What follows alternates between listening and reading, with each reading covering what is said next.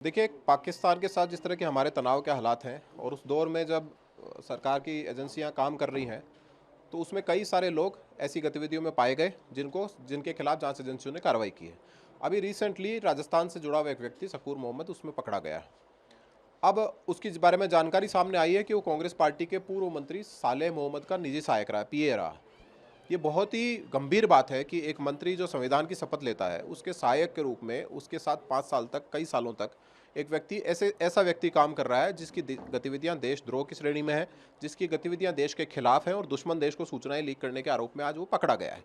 मुझे लगता है कि ऐसा संभव नहीं है कि कांग्रेस पार्टी की सरकार के समय उनको इस बात की जानकारी ना हो, क्योंकि एक व्यक्ति जब किसी मंत्री के स्टाफ में आता है तो उसका पुलिस वेरिफिकेशन होता है, उसके बारे में सारी जानकारियां जुटाने के बाद ही कोई व्यक्ति उसको अपने स्टाफ में शामिल करता है। अगर ये सब जानकारियां होते हुए भी उन लोगों ने इनको शामिल किया है, तो मुझे लगता है कि इससे गंभीर बात कोई दूसरी हो नहीं सकती है। और सालेह मोहम्मद के परिवार की गतिविधियां पहले से ही संदिग्ध हैं, जिसमें उनके पिता के खिलाफ दर्जनों मुकदमे यहाँ दर्ज थे। उनके खिलाफ मुकदमों के जब चार्जशीट की एसपी ने खोली थी, तो कांग्रेस पार्टी की तब की सरकार ने उसी दिन उस एसपी का ट्रांसफर कर दिया था।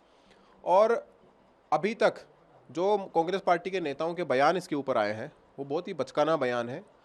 मुझे लगता है कि वो गंभीर राजनीति नहीं कर रहे हैं, कि जिस तरह वो बयान दे रहे हैं और बचने की कोशिश कर रहे हैं। मुझे लगता है कि इस पूरे प्रकरण में कांग्रेस पार्टी के बड़े नेताओं को सामने आकर बयान देना चाहिए, क्योंकि कांग्रेस का इतिहास है कि कांग्रेस कभी देश के साथ नहीं रही।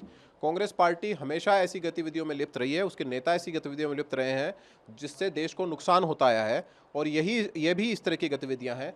तो मुझे लगता है कि कांग्रेस पार्टी इस देश के लिए एक अभिशाप की तरह है। कांग्रेस के नेताओं को सामने आकर इस पूरे प्रकरण के ऊपर बयान देना चाहिए और मुझे लगता है कि देश से माफी मांगनी चाहिए।